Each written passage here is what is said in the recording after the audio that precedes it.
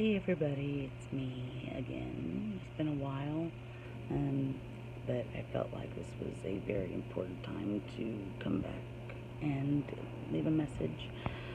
It kind of lets you know what is going on with me and with all patients that suffer from chronic pain.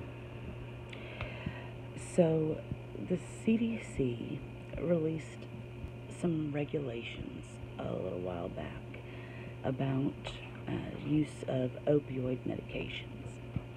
Now, the regulations said that any new patients, any naive morphine patients, would not be able to exceed 90 milliequivalents of morphine a day. This is for new naive patients, such as people like getting a surgery or a broken foot or something like that. So those people have a limit, a cap on how much they can get unless they get approval from doctors and insurance. And you know what? That's totally fine. Totally get that. Unfortunately, somewhere along the way, this regulation has been misinterpreted. It has been now read to say that no one should be on more than 90 mmQ a day. No one. And so you have people who are in palliative care. Palliative care is just a type of care that's provided to a person that is suffering a life-limiting disease.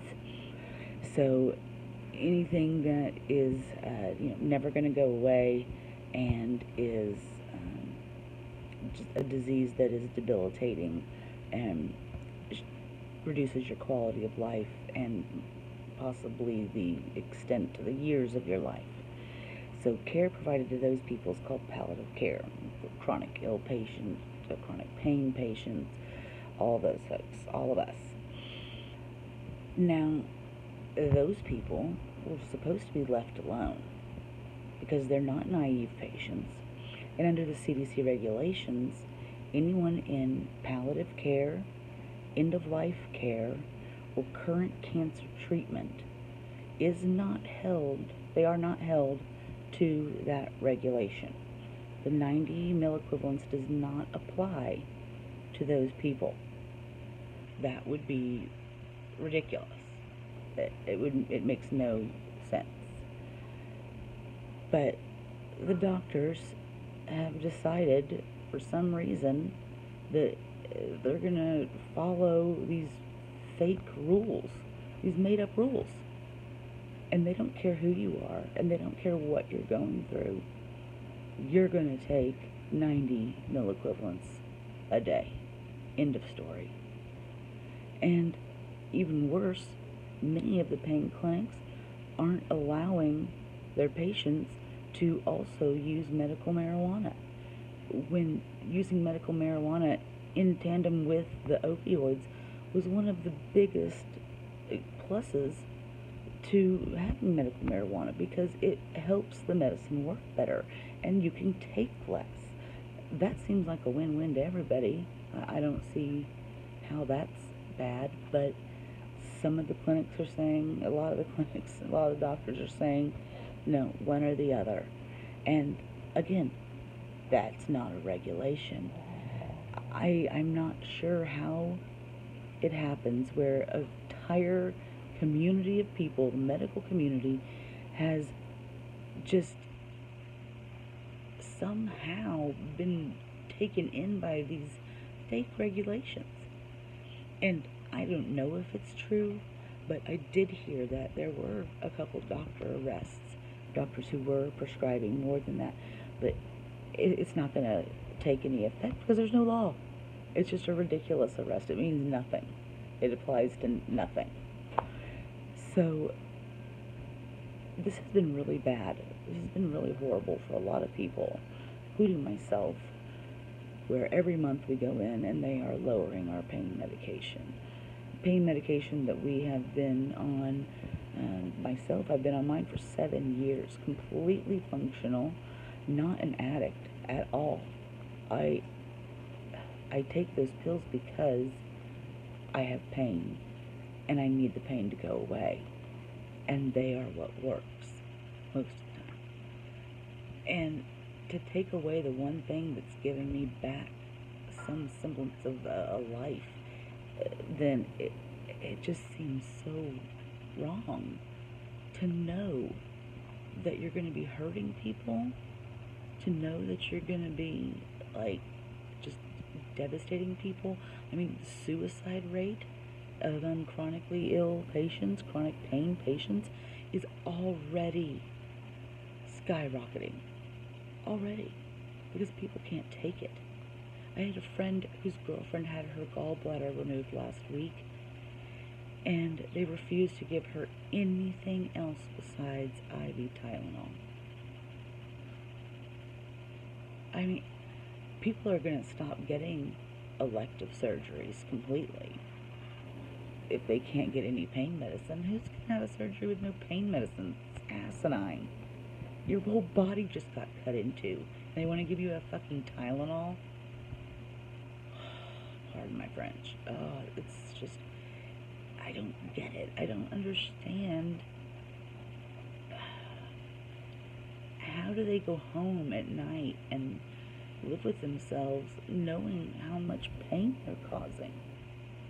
I mean, why even stay open? What's the point of a pain clinic at this point? Nothing. It's just got to stop. It's got to stop, or people are going to be offing themselves left and right. Deaths brought on by excessive pain. I just don't see how this can end well. It's not good for anyone. And it's terrifying for me, because I don't know what next month holds. Each month it gets harder, and I'm just terrified. So there's one thing we can do. We can speak up.